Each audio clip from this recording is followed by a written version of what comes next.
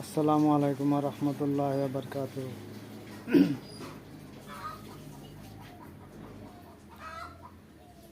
নবীজির এক কাহিনী, বে আমল এলিম গলইয়া। নবীজি একটা হদিস কইছিল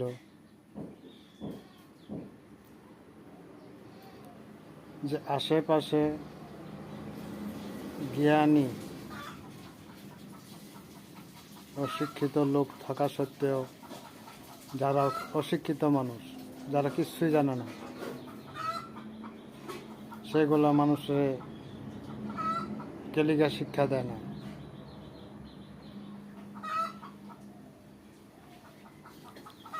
আরও যেসব মানুষ কিছুই জানে না, দিনের বিষয় এলিম বিষয় কিছুই জানে না, সেসব মানুষ কেলিগা এলিম কাছে যায় না, শিক্ষা লয় না বা শিখে না। এই দুই পক্ষের মানুষের বিষয় লিয়া নবীজি একটা হদিস কইছিল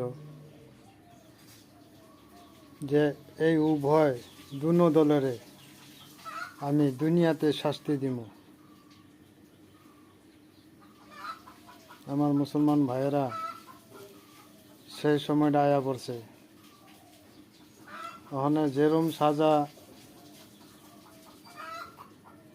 আম মানুষ যারা মূর্খ এরাও পাইতাছে, ওরম সাজা এলিমরাও পাইতাছে।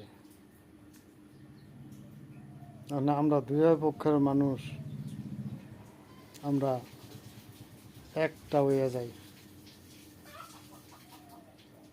আমরা এলিম উলামার কাছে যাই, আমরা এলিম শিক্ষা করি, এলিম উলামারাও যাতে আমাদের কাছে আয়সা আমাদেরকে দিন শিক্ষা দেয়। না হয় আমরা এই সাজার থেকে নিস্তার পাইবার আশা নেই। আমরা নামাজ ছেড়ে দিছি, আল্লাহরে ভুলে গেছি, ঘরে ঘরে আমরা সুদ খাইতেছি। গুড়েতে টাকা লওয়া, সুদ দেওয়া আর খাওয়া কথা একটাই। এগুলা থেকে আমরা সাবধান হয়ে যাই।